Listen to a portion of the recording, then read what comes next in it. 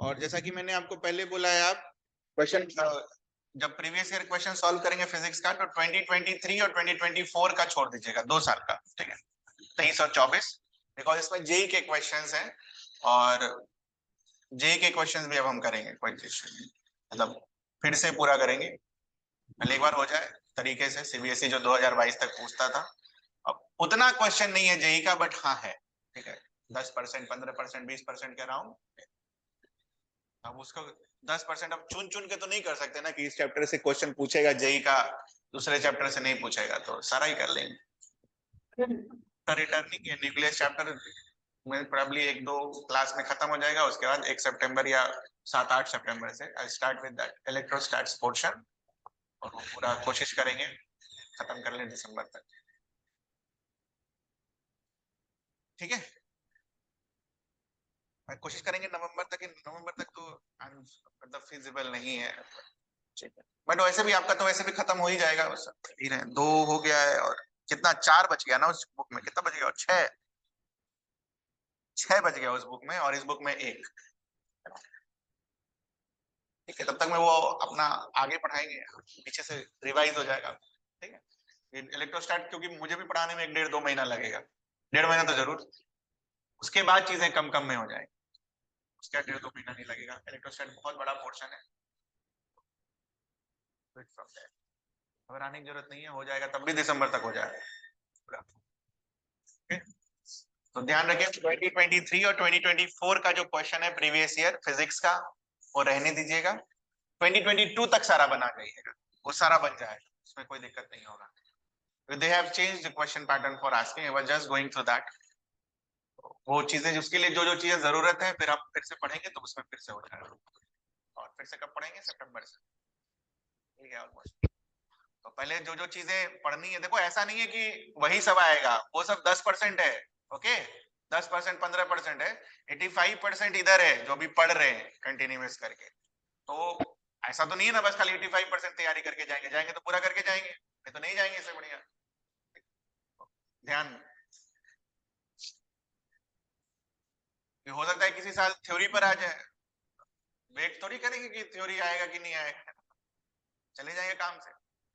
चलिए next is volume के बाद जो नेक्स्ट आता है डेंसिटी ऑफ अ न्यूक्लियस।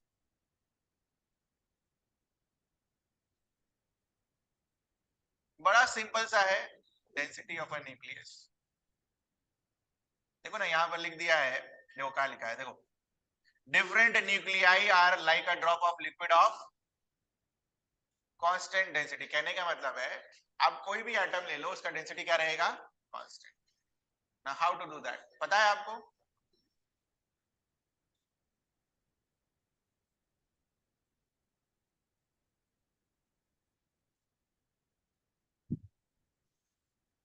कर ही रहे हैं, जब बाद में भी पढ़ना ही है तो थोड़ा सा और डिटेल में, density of atom is constant, how to do this,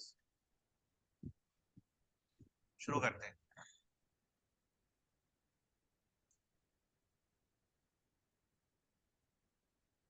एक एग्जांपल लेके करते हैं और फिर आपको समझ में आएगा, मैं बस एग्जांपल लेके कर रहा हूं, ठीक है, आप अभी बस खाली देखना। सोडियम लेते हैं 23 और 11। Now if I want to write the mass of the sodium,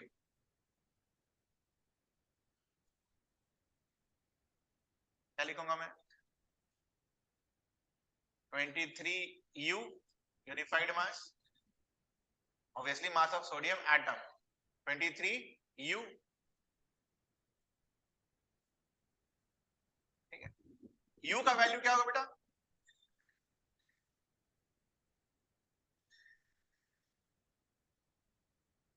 1U is equal to how much kg, 1.66 into 10⁻⁻27 kg. बस सोडियम लेकर बना रहा हूं, फिर जनरल करेंगे हम।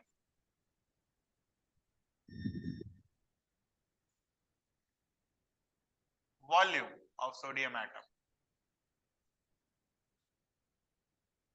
क्या लिखोगे, 4/3 capital R cube, last class वाले फॉर्मूले क्या लिखोगे, 4/3 पाई R0 का क्यूब a की पावर 1/3 का क्यूब होगा तो क्या देगा आपको a लास्ट क्लास ये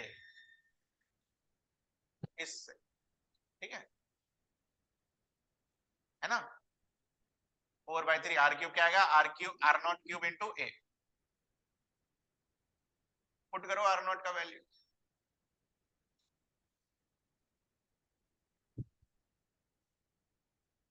1.2 इंटू 10⁻⁻15 का इंटू ए क्या है सोडियम के लिए बताओ व्हाट इज ए 23 दिख रहा है सभी को ए का वैल्यू पुट करो सोडियम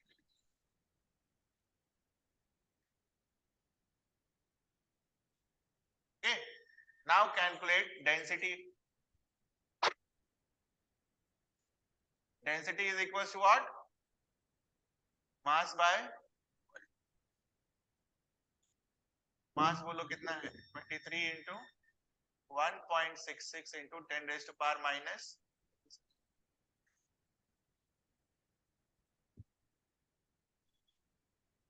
इसको 1.2 का क्यूब 10⁻⁻45 इंटू 23 ये आया आपका मैच करिए ये आया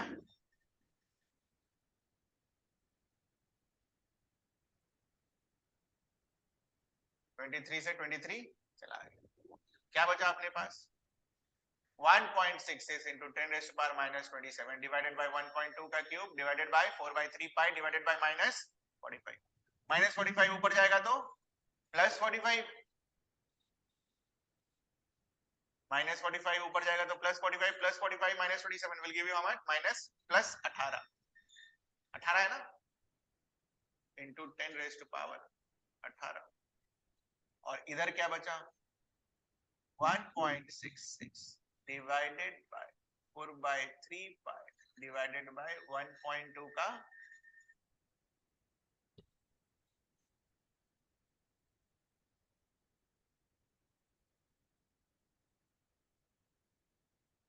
इसका वैल्यू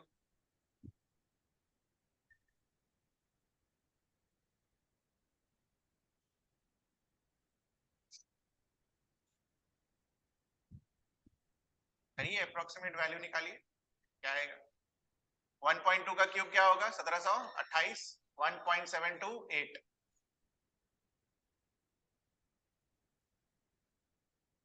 आराम आराम से करिए कोई हड़बड़ी नहीं अप्रोक्सीमेट वैल्यू बताइए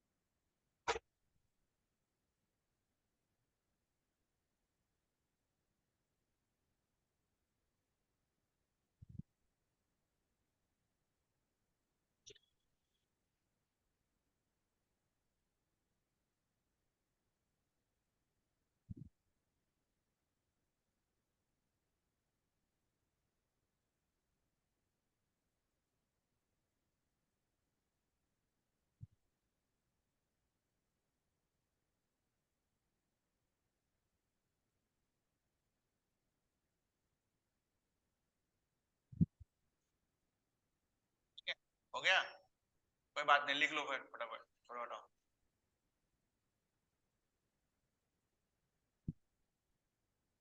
लिख लो इसको यही आना चाहिए मुझे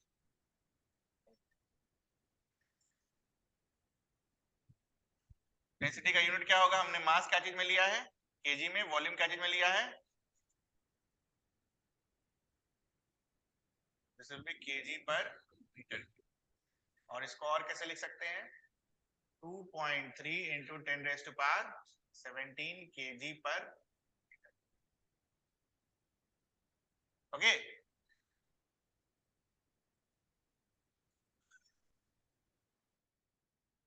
now for any general atom, उसके लिए भी यही आना चाहिए, तो सोडियम के लिए निकाला ना, बाकी दूसरे के लिए भी यही आना चाहिए, नहीं आना चाहिए? आपने क्या बोला? Density of an atom is what? Constant. Sodium का लो, पोटेशियम का लो या किसी का भी लो, उसका डेंसिटी क्या आना चाहिए? यही आना चाहिए, 2.3 into 10 raised to power 17। फिर से देखेंगे हम general atom. Therefore, for any general atom, कोई भी जनरल एटम कैसा होगा? XAZ, मास बताओ, A times U, U को kg में कन्वर्ट करो, A into 1.66 into 10 raised to power minus 27 kg, volume 4 by 3 pi r cube, 4 by 3 pi r naught का cube into A, density equals to mass by volume, तो A into 1.66 into 10 raised to power minus 27 kg divided by 4 pi 3 r naught cube into A, A से A गया 1.66 into 10 raised to power minus 27, value put कर दीजिए, 1.2 into 10 raised to power minus 16 का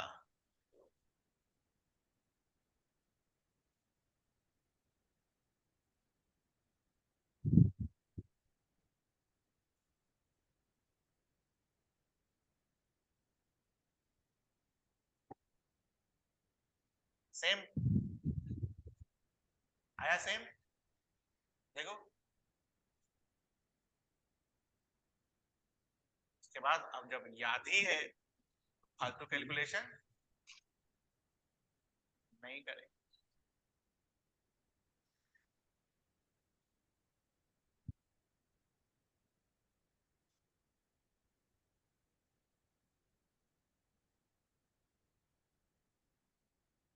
ठीक है,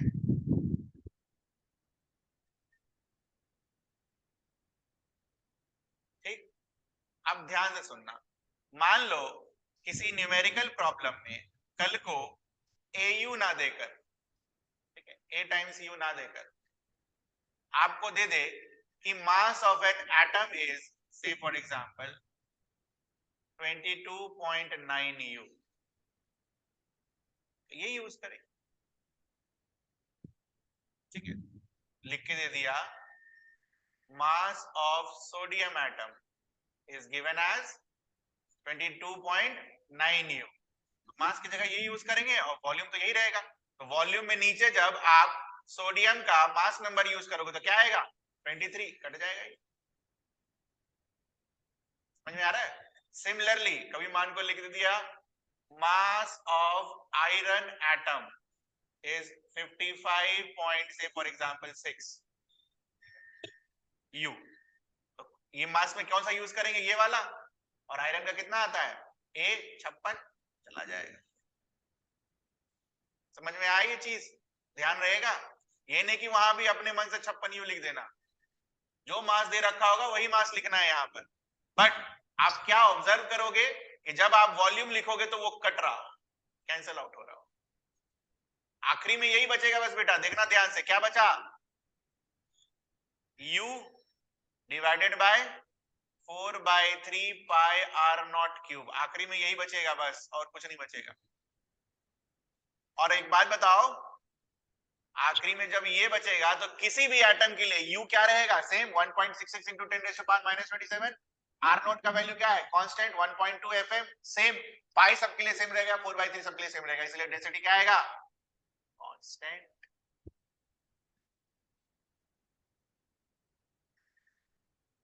ये भी लिख लो, क्या पता कभी आ जाए डेंसिटी वेरीज, और कैसे डेंसिटी वेरी करता है? डेंसिटी वेरी नहीं करता है, डेंसिटी इज व्हाट? कांस्टेंट।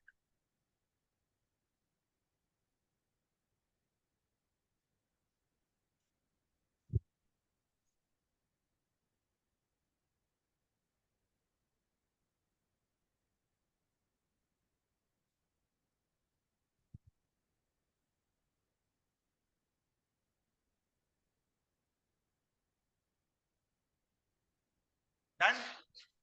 आगे मार्क कर लीजिए यहाँ पर 2.3 into 10 raised to power 17 kg per meter cube।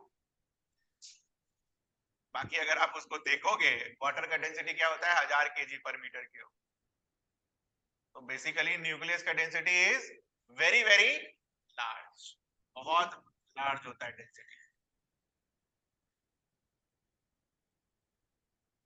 किसी भी चीज का डेंसिटी अगर ज्यादा है, देखना ध्यान से, मास पर यूनिट वॉल्यूम, ठीक है, डेंसिटी अगर किसी का ज्यादा है, इसका मतलब क्या है कि जितना भी मास है सब बहुत छोटे जगह पर कॉन्फाइंड है ना। जितना भी मास है सब बहुत छोटे जगह पर कॉन्फाइंड है। छोटा जगह मतलब क्या, वॉल्यूम कम, तभी तो डेंसिटी ज्यादा होगा।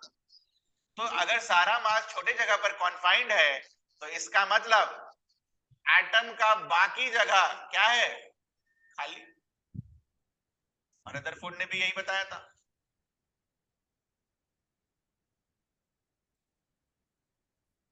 यहां से लिखो, देखो यहां पर assertion reason, very large density indicates what, very large density of what, nucleus indicates what, very small space for volume, very small space for volume। तो न्यूक्लियस बहुत कम जगह ऑक्यूपाई करेगा, which implies what, जो आपका बाकी जगह है वो क्या है, खाली।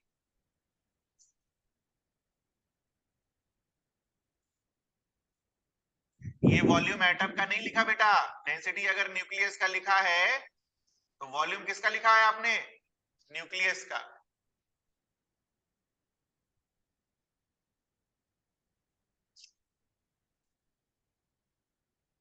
डेंसिटी हमने न्यूक्लियस का निकाला ना बेटा, एटम का तो निकाला नहीं हमने, ठीक है। तो डेंसिटी का अगर आपने निकाला है इसका, ठीक है, ऑफ न्यूक्लियर मैटर, तो वॉल्यूम में किसका लिखा होगा, न्यूक्लियर मैटर। न्यूक्लियर मैटर का volume is very very less, मतलब बाकी जगह एटम में क्या है, खाली, न्यूक्लियस कम जगह ऑक्यूपाई कर। ओके, क्लियर है। चलो नेक्स्ट ये बन जाएगा आपसे, ये मैंने आपको करा दिया। बताओ फॉर्मूले में मास का वैल्यू क्या यूज करेंगे, बोलो। 55.85 यू। वॉल्यूम तो बताइए क्या करना है, 4/3 पाई आर क्यूब। आर को क्या रखेंगे, आर नॉट का क्यूब, R nought cube into A. Volume क्या आएगा, 4/3 pi R nought cube. A का वैल्यू क्या दे रखा है, 56, चला गया, वही आया answer, u upon 4/3 pi R nought cube. आप ऐसे कैंसिल मत करना, आप ऐसे ही रहने देना, ठीक है। 56 और 55.85 को तो नहीं करोगे ना कैंसिल स्कूल एग्जाम के लिए, आप ये लिख दे बस, सारा वैल्यू पुट करके केजी पर मीटर क्यूब। कैलकुलेशन करने गए तो क्या होगा, तो चला यही सवाल बनाए आप 1 नंबर का पूरा 3 घंटा में।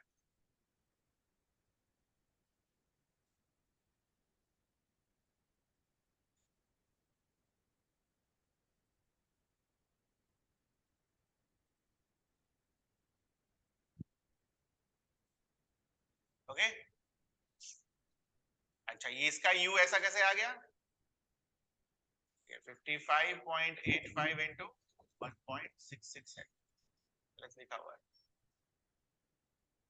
ये 55.85 u का वैल्यू है, ठीक है, सिर्फ u का वैल्यू नहीं है वो। चलिए नेक्स्ट जो सेक्शन है, बड़ा इंपॉर्टेंट सेक्शन है, इससे एक क्वेश्चन आता है, mass energy and nuclear binding energy.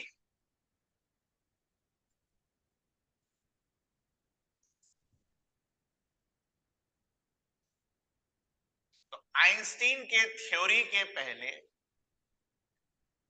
ये बोला जाता था कि किसी भी रिएक्शन में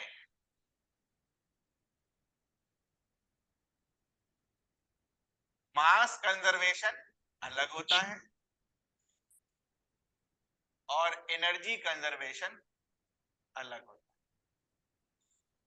मास कंजर्वेशन का इक्वेशन क्या लिखोगे, mass initial is equals to mass final और एनर्जी का इक्वेशन क्या लिखोगे, energy initial is equal to energy final. तो ये दोनों अलग अलग है।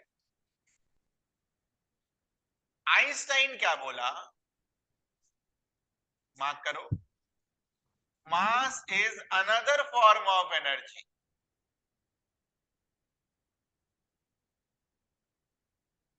Mass is another form of energy,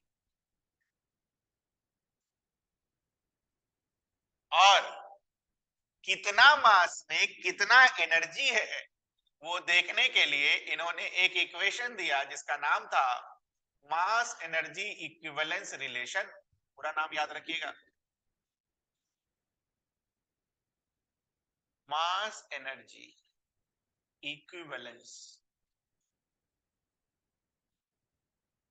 energy is equals to m into c square, mc square,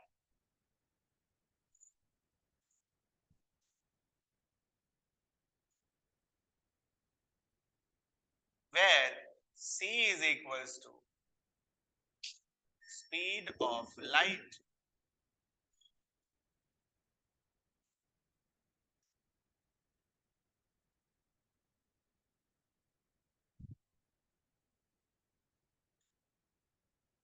E is equals to energy equivalent of mass। ये सब word ध्यान रखना है, क्वेश्चन में यही पूछेगा, ये नहीं पूछेगा what is the energy associated with mass, बोलेगा एनर्जी इक्विवेलेंट निकालो इतने मास का। समझ में आ रहा है ये चीज?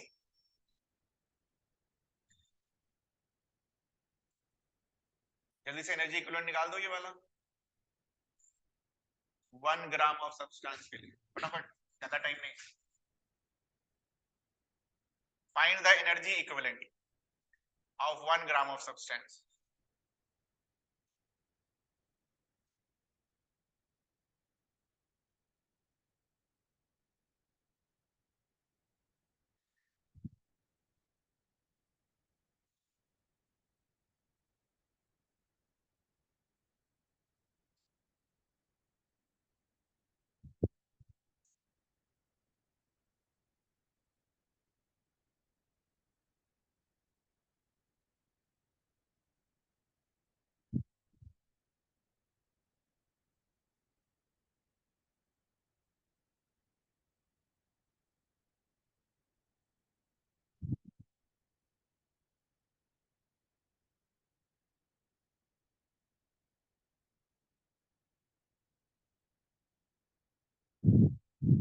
Done. 1 gram is how much, और c का स्क्वायर तो 3 square 10 raise to power 9 into 10 raise to power 13 joule. 1 gram के मास में कितना एनर्जी है, 9 into 10 raise to power 13 joule. ठीक है,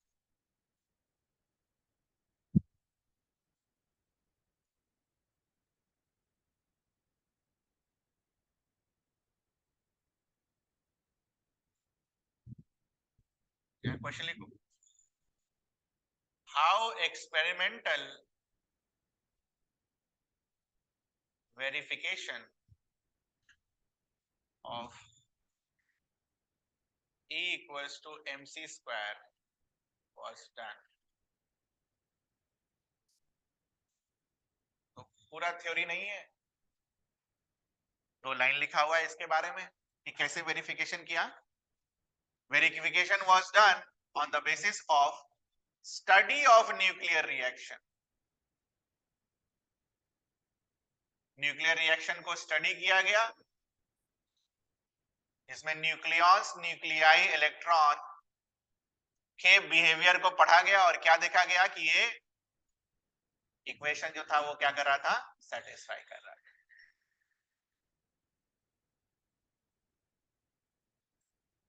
Therefore, at nuclear level, the law of conservation of energy states that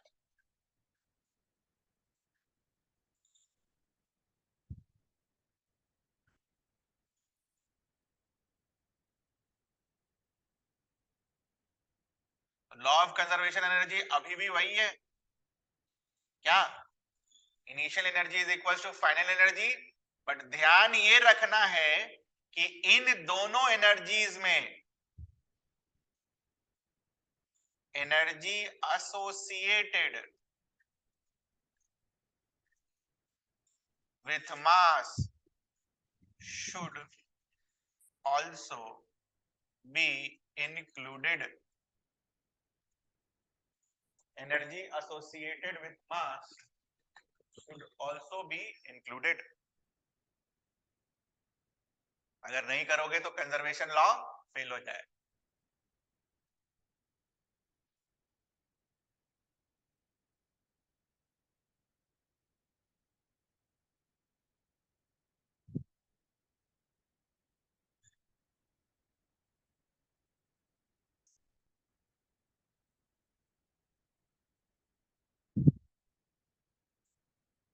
ठीक है, इनिशियल एनर्जी फाइनल एनर्जी कब बराबर होगा?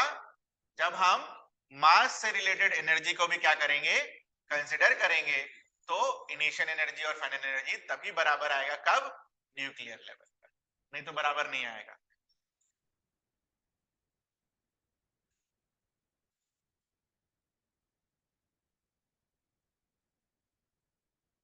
ठीक है, next section is nuclear binding energy. बड़ा इंपॉर्टेंट है यही वाला यार, यही समझना है, ये एग्जाम में भी आता है question. Nuclear binding energy, what is the meaning of nuclear binding energy? कितना एनर्जी इज रिक्वायर्ड कि ये प्रोटॉन न्यूट्रॉन न्यूक्लियस में बंधे रहे, या फिर कितना एनर्जी इज गिवन ताकि हम ये न्यूट्रॉन प्रोटॉन को क्या कर सके, अलग कर सके।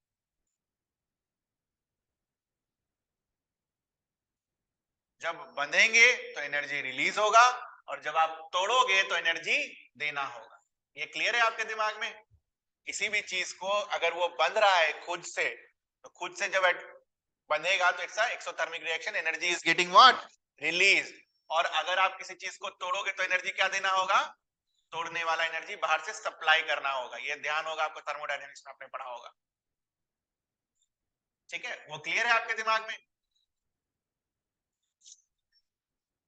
तो यहां से अगर देखा जाए तो किसी भी एटम में what is expected,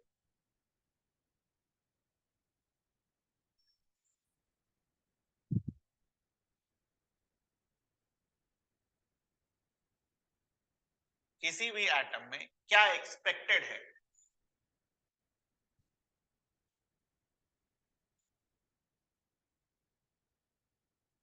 mass of nucleus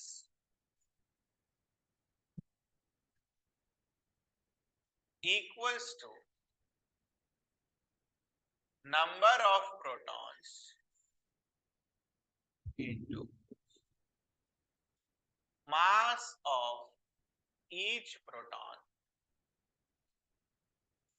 plus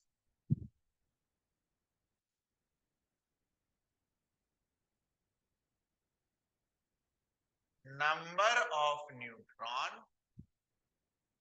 into mass of each neutron। है ना? मान लो कोई न्यूक्लियस में 7 प्रोटॉन है और 8 न्यूट्रॉन है, तो मास क्या होगा?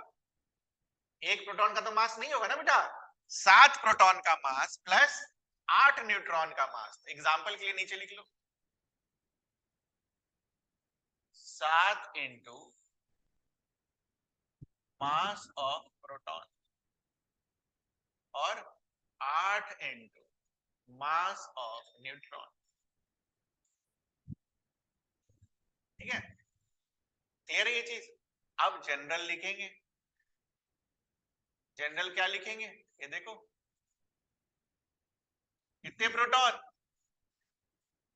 बोलो, तो Z into mass of proton और कितने न्यूट्रॉन बेटा, A minus Z।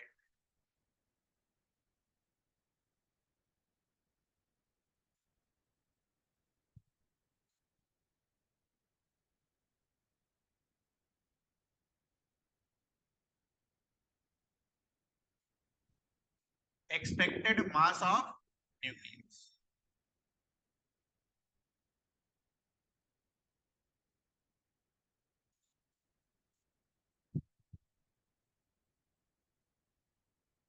However,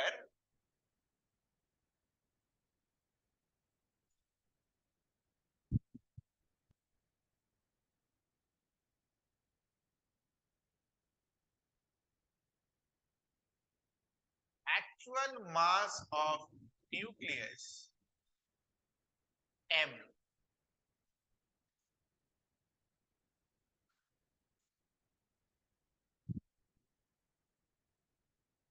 when found experimentally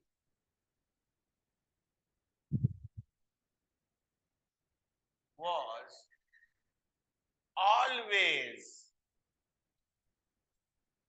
less than, always less than expected mass of nucleus.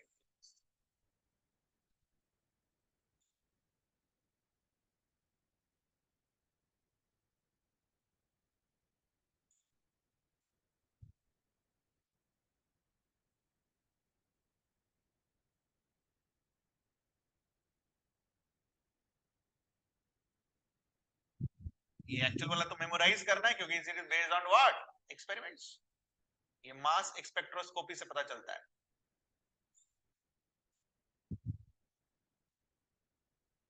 आप लोगों का तो 2 बार हो गया आज एक्सपेक्टेड और एक्चुअल का हाइब्रिडाइजेशन और फिर ये फिर से.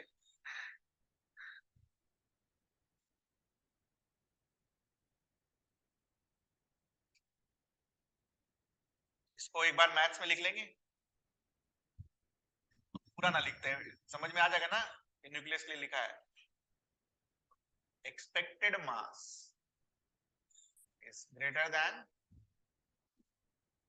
Actual mass. या फिर इसको उल्टा कैसे लिख सकते हैं? Actual mass is less than expected mass.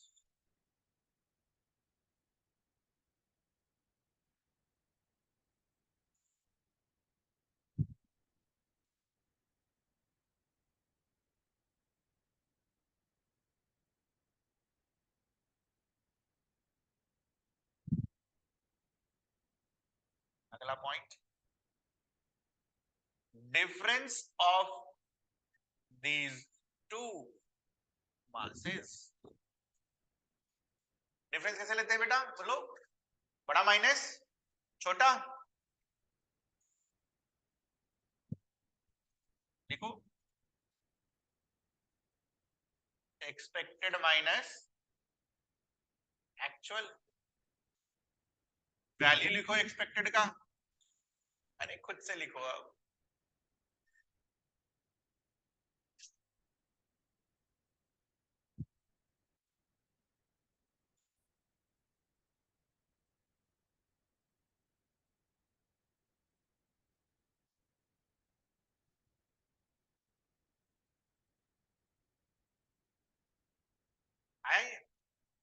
Z mass of proton A minus Z mass of neutron minus M, क्योंकि M माना ना हमने एक्चुअल मास को. M माना actual mass.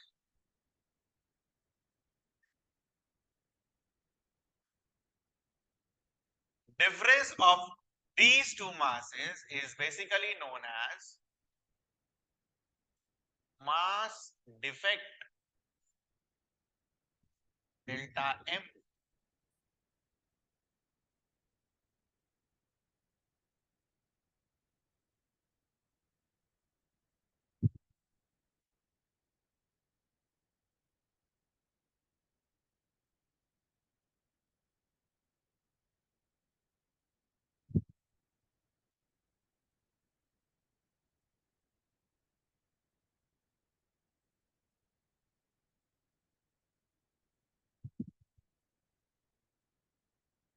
This means what? कि अगर हमें न्यूक्लियस, सिर्फ न्यूक्लियस बना रहे बेटा है ना, न्यूक्लियस में प्रोटॉन प्लस न्यूट्रॉन है और आपको सारे प्रोटॉन और सारे न्यूट्रॉन को अलग अलग करना है, तो आपको इसका इक्विवेलेंस एनर्जी निकालना होगा और इसमें सप्लाई कर देना होगा। तो ये क्या होगा, अपने कॉन्स्टिट्यूएंट एटम्स में टूट जाएगा।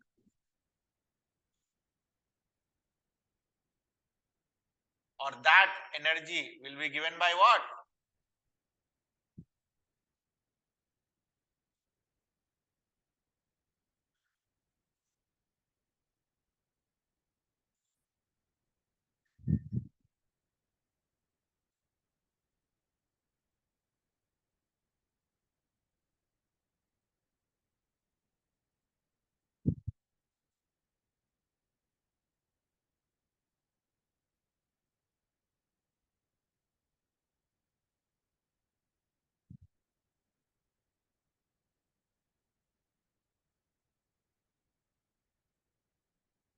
और ऐसे हम मेमोराइज करेंगे बेटा। जो एक्चुअल चीज होगी वो तो ये होगी ना, बाकी तो हम कैलकुलेट कर रहे हैं। एक्चुअल चीज मतलब क्या, ये बंधे हुए, एक्चुअल में तो बंधा हुआ है ना, इसको अगर तोड़ना है, ऐसे अलग अलग करना है, तो एनर्जी सप्लाई करना होगा ना तोड़।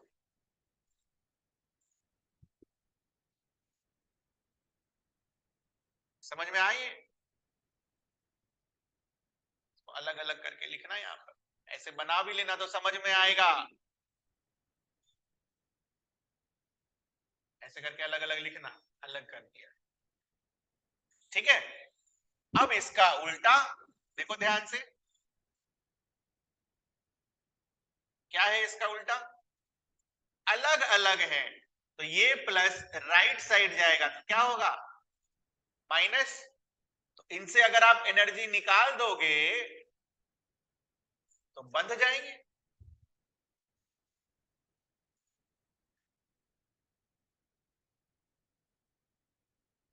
बिकॉज ये क्यों कर रहे हैं, क्योंकि एक्चुअल में तो ये है ना, हम कैलकुलेट ये वाला करते हैं, हमें यहां पर लेकर आना है, दिस इज आवर टारगेट, ये ध्यान रखना।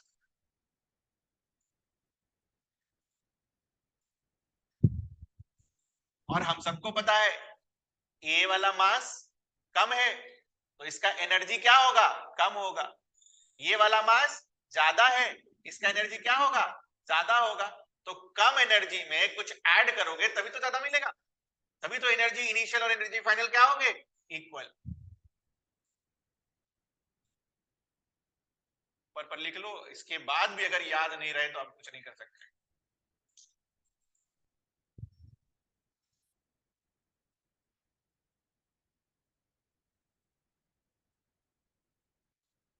हमने बोला सारा पार्टिकल का आप सारे न्यूक्लियॉन्स का एनर्जी ऐड कर दो, कर दिया ऐड, ये हमने बोला। हमें क्या मिला, वो एनर्जी ज्यादा। एक्चुअल में क्या है, कम। तो कम क्यों है ये समझ में आ रहा है आपको, कर लेंगे हम इसको, कोई दिक्कत तो नहीं होगा, बड़ा इंपॉर्टेंट चीज है। डायग्राम बने होने चाहिए आपके बुक में, एकदम ऐसे ही। ये नहीं समझ में आता है बच्चों को, ये दो डायग्राम्स बने होने चाहिए, ऊपर पर ये लिखा होना चाहिए, लेस एनर्जी कुछ किया तो मोर एनर्जी। समझ में आई? और ये माइनस वाला घटाइए तो ये मिलेगा। This is the case of what, energy release. This is the case of what, energy supplied. Thermodynamics में सीखा होगा आपने इधर उधर ले जाने में।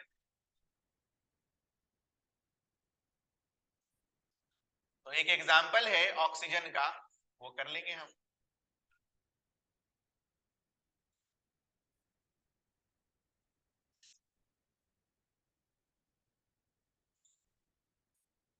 पहले तो इसमें बताओ कितना प्रोटॉन,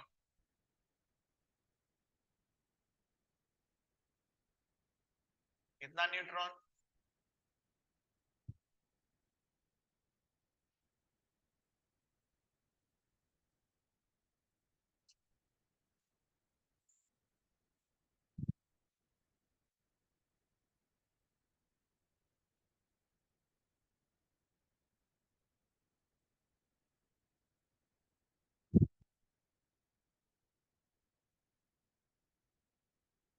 तो कितना आएगा 8 टाइम्स mp और 8 times what is the mass of one proton, याद है?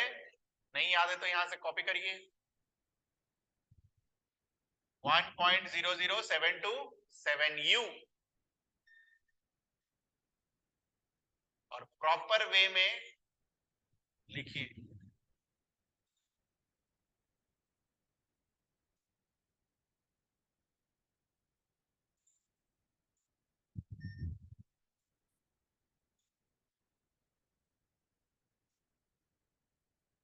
कैलकुलेट करके बताइए क्या होगा एक्सपेक्टेड मास।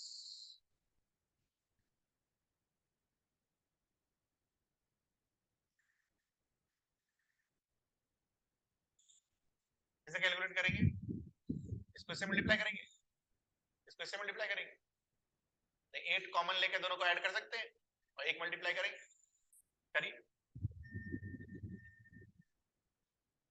पूरा करिएगा।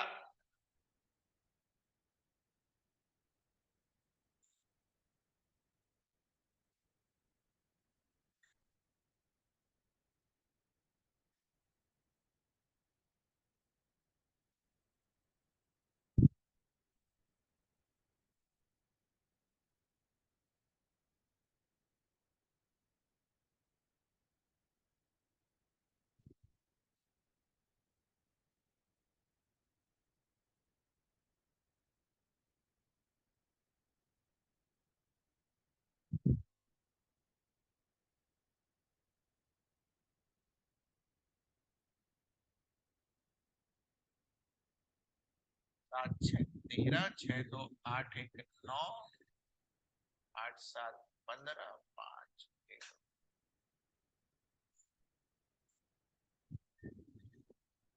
आया ये, मल्टीप्लाई करिए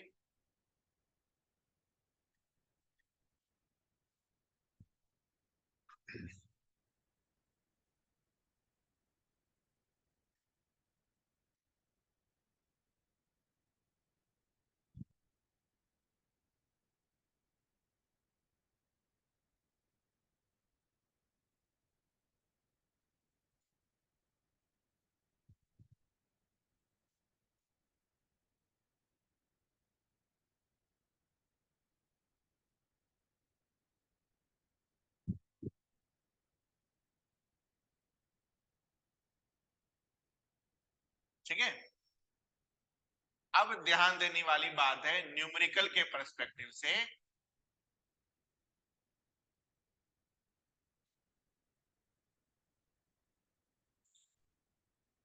क्वेश्चन में गिवन होगा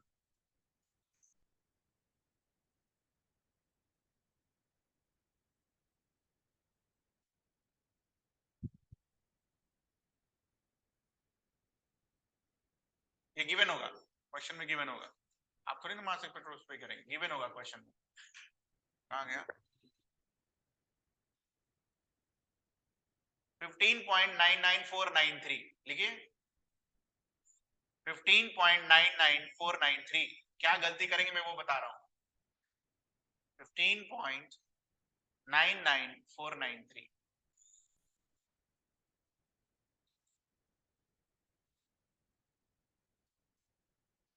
ये जो मास निकाला ऊपर वाला, ये किसका मास निकाला आपने?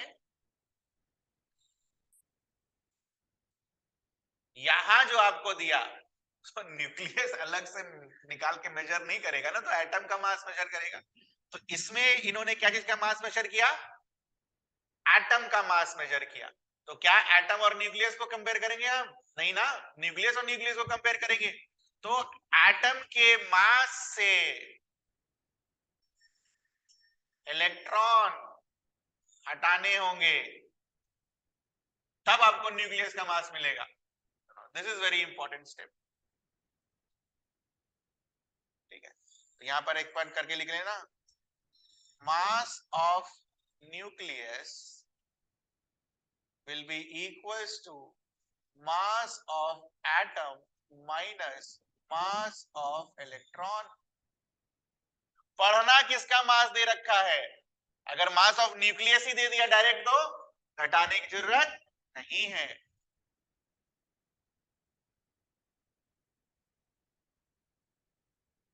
घटाओ 8 इलेक्ट्रॉन, एक इलेक्ट्रॉन का क्या होता है 3 जीरो और 5 5 शायद, है ना? 4 जीरो होता है, 3 होता है, 3 होता है, 3 जीरो और 5 5 घटाओ,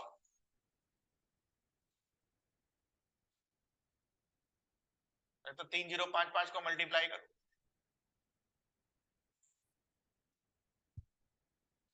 8 5 जा 40, 8 5 जा 40 प्लस 4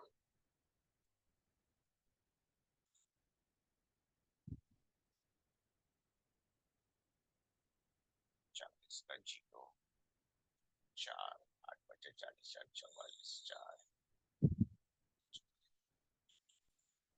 3 2 5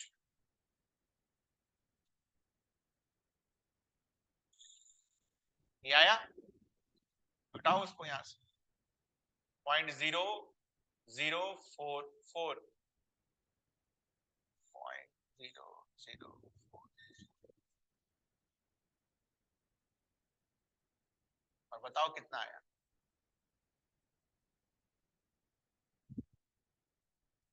15.99053 U आई 15.99053 U। ठीक है, ध्यान रहेगा क्या गलती होगी अब, होना भी यही चाहिए था क्योंकि हमने पहले लिखा स्पेक्ट्रोस्कोपी से जो मास न्यूक्लियस का आएगा, अब ये है एक्चुअल, वो क्या आएगा ऊपर वाले से कम आएगा, कितना कम आया वो निकालो, delta m, find the value of delta m 12774।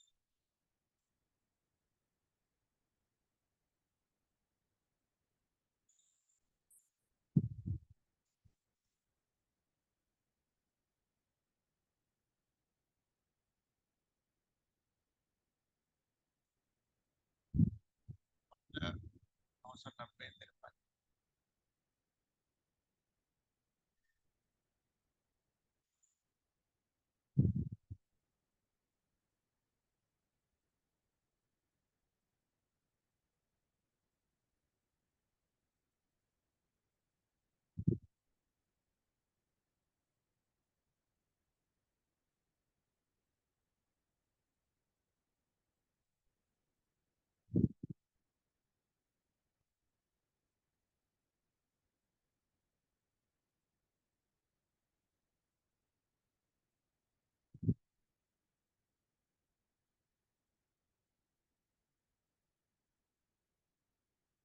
आया 0.1369 U।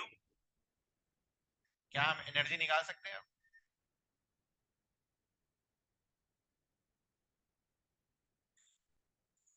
What is binding energy? यही है बाइंडिंग एनर्जी, बांध के रखने के लिए कितना एनर्जी चाहिए?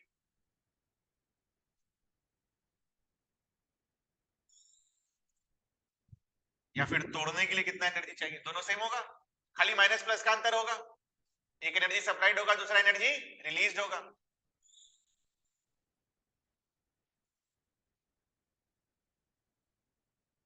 निकालो निकालो, वो भी निकालो पूरा आखिरी तक।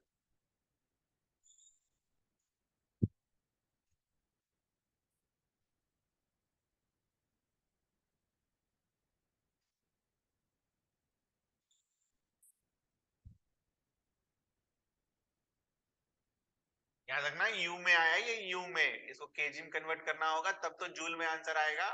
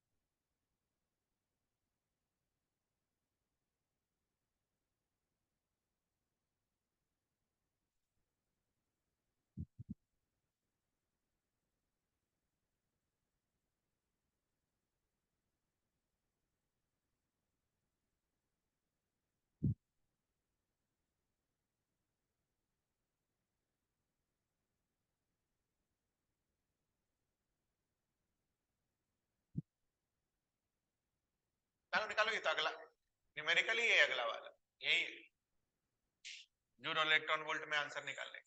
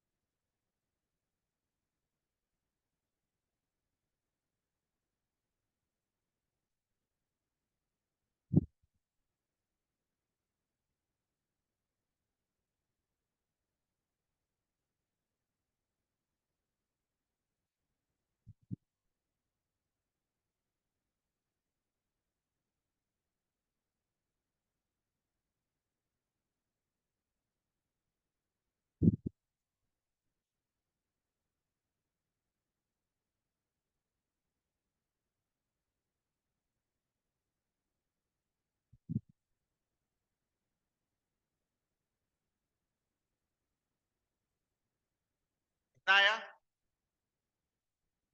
बोलिए, क्या चीज? 13?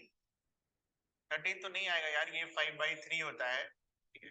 5/3 से 9 कटेगा तो 15 आएगा, 15 इंटू 137 करोगे तो कुछ ऐसा आएगा। मैं जूल वाला पूछ रहा हूँ, जूल वाला कितना आया? 1.9 ना? हाँ ठीक है।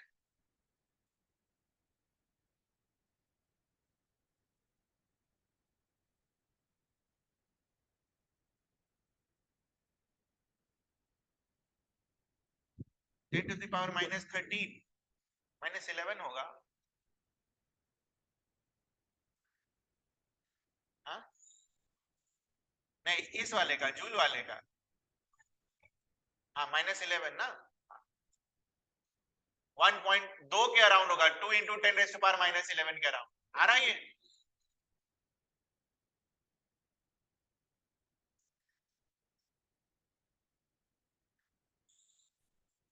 नीचे वाला क्या आएगा?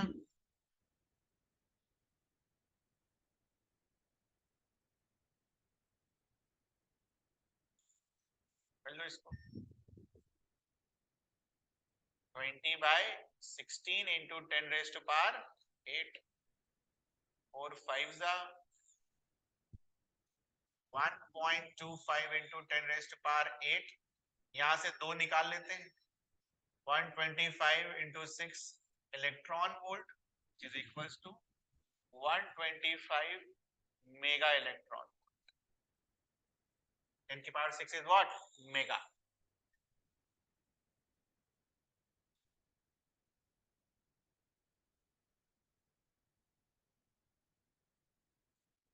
Okay.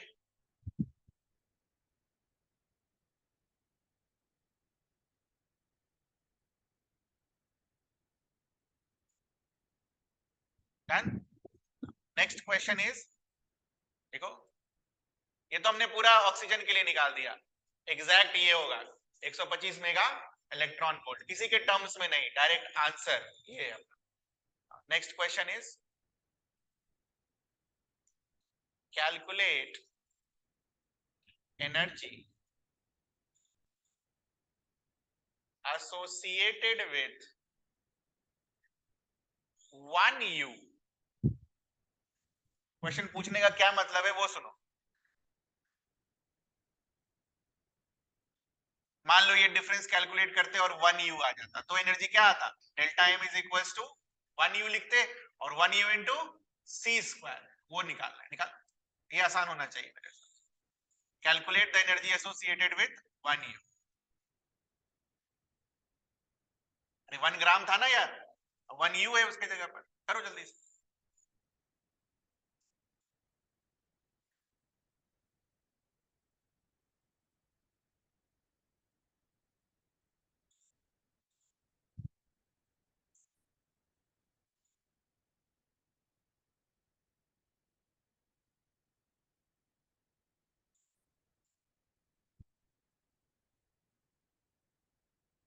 वन 1.66 को हम क्या लिख सकते हैं, 5/3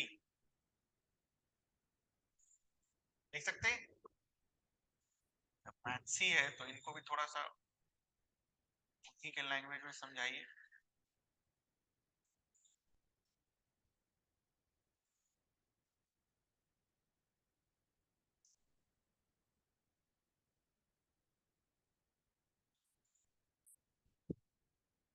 ब्रैकेट में ये लिख दीजिएगा बस।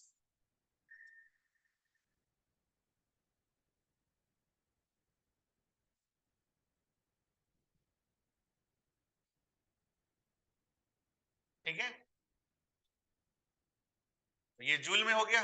Calculate the energy associated with 1 u। अब क्वेश्चन को थोड़ा मॉडिफाई करते हैं, in joules in mega electron. यही एनर्जी इलेक्ट्रॉन वोल्ट में चाहिए और उसके बाद मेगा इलेक्ट्रॉन वोल्ट में चाहिए, करो।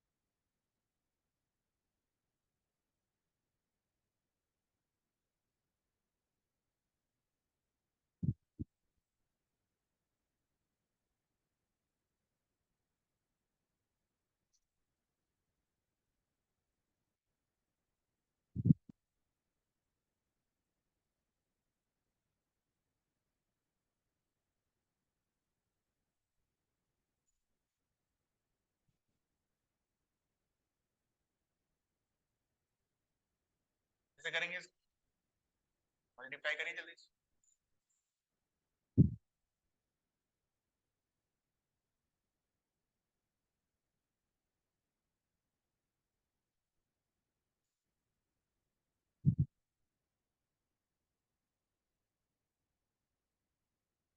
मल्टीप्लाई करिए।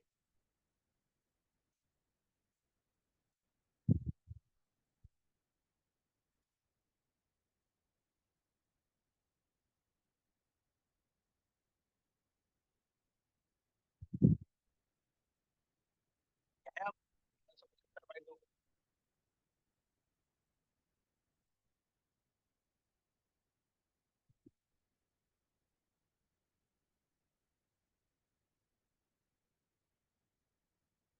16 है, 4 4 16, 4 25 100 और 2 से और 75।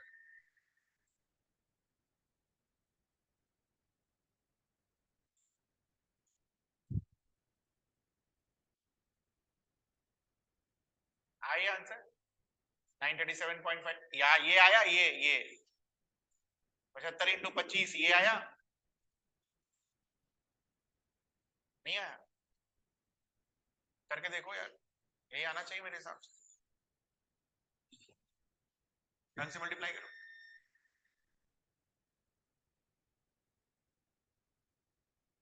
आया,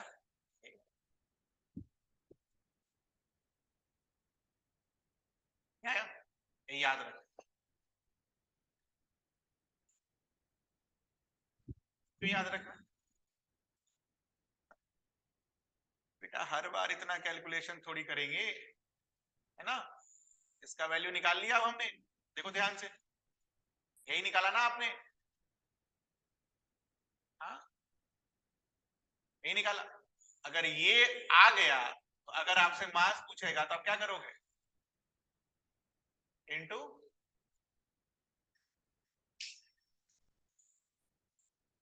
this is your answer,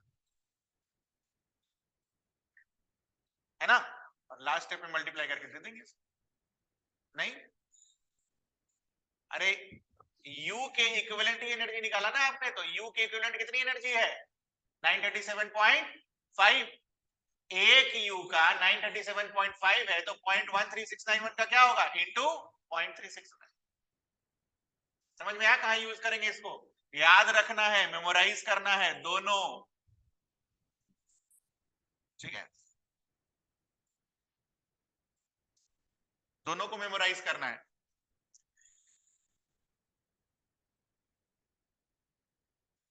book को लिए मार्क करिए।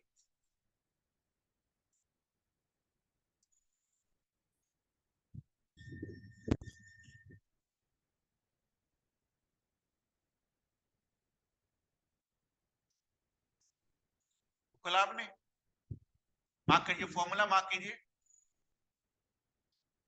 और सबसे पहले उस पेज का पहला लाइन मार्क कीजिए, nuclear mass m is found to be always less than this, always. तो जो भी एक्चुअल होगा वो हमेशा कैलकुलेटेड वाले से क्या होगा, कम होगा। और इसका बेसिक रीजन क्या है कि जो डिफरेंस है that is required for what, उनको बांध के रखने के लिए वो एनर्जी रहती है। समझ में आया वो डिफरेंस क्यों आता है। उसके बाद what is mass defect, mark करिए, what is mass defect, actual minus, sorry expected minus actual. Mass defect का फॉर्मूला ये आप लिख लेंगे आप खुद।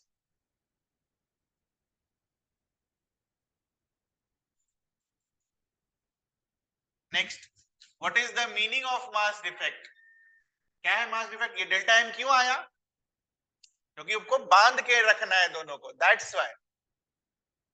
दो तरीके से, या तो तोड़ने के लिए जो एनर्जी गिवन होगा that is your mass defect, या तो बांध के रखने में जो एनर्जी रिलीज होगा that is your mass defect. दोनों टर्म्स में याद रखना है, if one wants to break, if one wants to join. ठीक है, क्लियर है ये चीज, कुछ पूछना है आपको इसमें। और ध्यान रखिएगा स्पेक्ट्रोस्कोपी में किसका मास दे रखा है, एटॉम का मास दे रखा है या न्यूक्लियस का मास दे रखा है। न्यूक्लियस का मास दे रखा हो तो इलेक्ट्रॉन घटाने की जरूरत नहीं है, और अगर एटम का मास दे रखा होगा तो आपको इलेक्ट्रॉन का मास क्या करना होगा, घटाना होगा। और लास्ट ये जो है हमारा एनर्जी 937.5 मेगा इलेक्ट्रॉन वोल्ट, इतना ही आएगा ना।